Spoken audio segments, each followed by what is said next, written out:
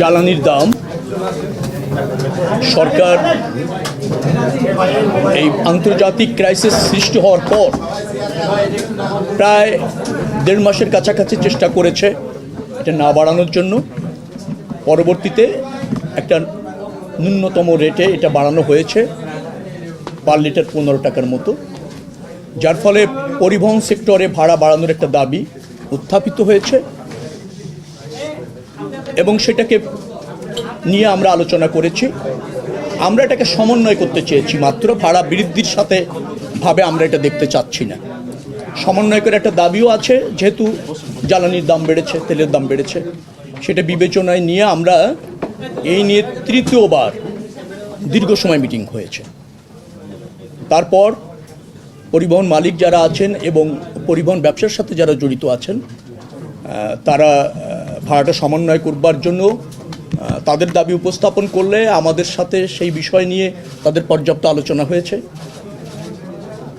কিছু যৌক্তিকতা আছে, আবার কিছু দাবি বাড়ানোর ক্ষেত্রে তাদের দাবিটা আমাদের কাছে মনে হয়েছে শুধুমাত্র পরিবহন মালিকদের পক্ষে এরকম। তো জনস্বার্থ বিবেচনা করে আমরা সরকার এখানে আমরা সিদ্ধান্ত নিতে সক্ষম হয়েছি যে পার কিলোমিটার ঢাকা এবং চট্টগ্রাম মহানগরে 11 পয়সা বাড়বে। আন্তঃজেলা যেখানে 52 সিটের গাড়ি আছে সেখানেও পার কিলোমিটার 11 পয়সা বাড়বে। আর ডিটিসি একটা এরিয়া আছে আপনারা জানেন, এবং মিনি বাস, সেখানেও পার কিলোমিটার 11 পয়সা বাড়ানোর একটা সমন্বয় করার একটা সিদ্ধান্ত আমরা নিয়েছি। এটা সমন্বয় করতে চাই, কারণ আমাদের আগেই একটা ফর্মুলা আছে যে তেলের দাম বাড়ার সাথে সাথে কতটুকু সমন্বয় হবে ভাড়া, তার একটা ফরম্যাট আছে। তো তাতে যেহেতু 15 টাকা বেড়েছে, তো সেখানে পরিবহন মালিক সমিতির দাবি ছিল প্রায় 28 পয়সার মতো। তারা সেখানে ডলারের দাম বাড়ার ফলে তাদের যে পার্টসগুলি ইম্পোর্ট করতে হয়, বাস ইম্পোর্ট করতে হয়, সেখানে আগের চেয়ে অনেক বেশি ইনভেস্ট হচ্ছে, ব্যয় বাড়ছে, মেনটেন্স ব্যয় বাড়ছে, সেটাও তারা এখানে যুক্ত করতে চেয়েছে। তারপর আরও কিছু বিষয় তাদের দাবি আছে, সব কিছু মিলে 28 পয়সার মতো তাদের দাবি ছিল। পরবর্তীতে এসে ক্যাব সহ অন্যান্যদের পরামর্শক্রমে এসে এটা 22 পয়সাতে এসে থাকে।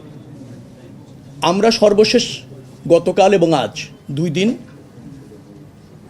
সবার সাথে মিটিং করে যারা এই সেক্টরে যুক্ত 11 পয়সা পার কিলোমিটার বাড়া না সমন্বয় বলবো আমি সবসময়ের জন্য একটা সিদ্ধান্ত নেওয়া হয়েছে। এবং এটা আগেও ছিল, তেলের দাম বাড়লে কিভাবে সমন্বয় হবে, তেলের দাম কমলে কিভাবে সমন্বয় হবে। এবং আপনাদের এও জানিয়ে রাখি যে এই সমন্বয়টা শুধু এবার বৃদ্ধির ক্ষেত্রে না, তেলের দাম পুনরায় কমলে আবার এই একই প্রক্রিয়ায় ভাড়া কমবে। আবার তেলের দাম যদি বাড়ে কোনো কারণে, তাহলে একই প্রক্রিয়ায় ভাড়া সমন্বয় হবে। অর্থাৎ এই সমন্বয়টা একটা চলমান প্রক্রিয়া থাকবে।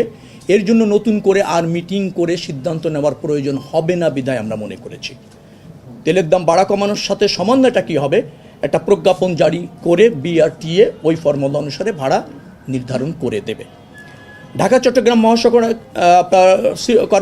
সিটি কর্পোরেশন এরিয়ায় এখন মনে হয় 2 টাকা 42 পয়সা আছে পার কিলোমিটার, সেটা 11 পয়সা যুক্ত হয়ে 2.53 টাকা আপনার হবে, তাতে 4.45% বাড়ছে।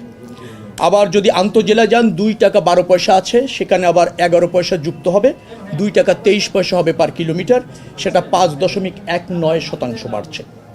আবার ডিটিসি এরিয়া যেটা আছে সেখানে 2 টাকা 32 পয়সা আছে পার কিলোমিটার এই মুহূর্তে ভাড়া, সেটা 11 পয়সা যুক্ত হয়ে 2 টাকা 43 পয়সা হবে, যেটা 4.74% বাড়বে।